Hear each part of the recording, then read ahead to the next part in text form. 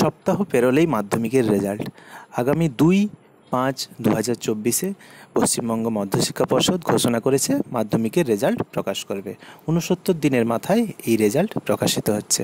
কিন্তু সবথেকে বড় বিষয় হলো মাধ্যমিকের রেজাল্ট বেরোনোর পর আর্টসের ছেলেমেয়েদের যে চিন্তার বিষয়টা দাঁড়ায় সেটা হচ্ছে কোন সাবজেক্ট নিয়ে তারা পড়াশোনা করবে।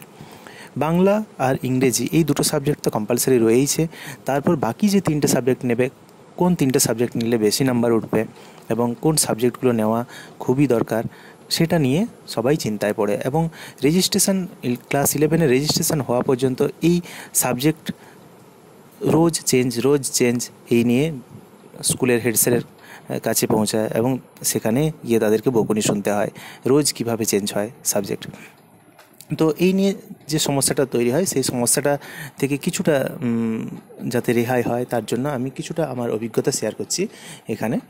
তো প্রথমত দেখতে হয় বাংলা ইংরেজি তো রয়েইছে, বাকি যে 4টে সাবজেক্ট থাকছে তার মধ্যে একটা সাবজেক্ট 4 সেটা না নিলেও চলে। বাকি যে 3টে সাবজেক্ট সেখানের মধ্যে কারো যদি কোনো একটা সাবজেক্ট বিশেষ নজরে থাকে যে আমি ভবিষ্যতে এই সাবজেক্ট নিয়ে পড়ব, তাহলে সেই সাবজেক্টটা অবশ্যই রাখতে হবে এবং তার সঙ্গে বাকি যে দুটো সাবজেক্ট রাখবো সেগুলো যেন স্কোরিং সাবজেক্ট হয়। স্কোরিং সাবজেক্ট বলতে কি না, আমাদের ক্লাস 11-12-এর বেশিরভাগ সাবজেক্টেই 20 নাম্বারের প্র্যাকটিক্যাল থাকে।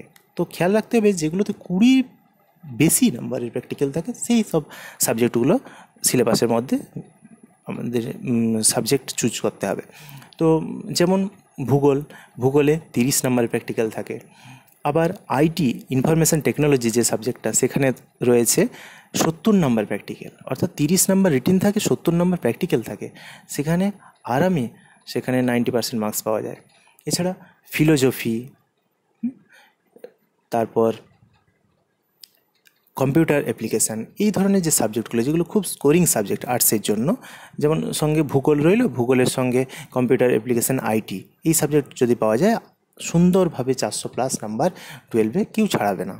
আবার কারো হয়তো মনে হলো যে আমি ভবিষ্যতে সংস্কৃত নিয়ে পড়াশোনা করবো, সে সংস্কৃত রাখলো, সঙ্গে ভূগোল এবং আইটি বা কম্পিউটার অ্যাপ্লিকেশান এবং আইটি।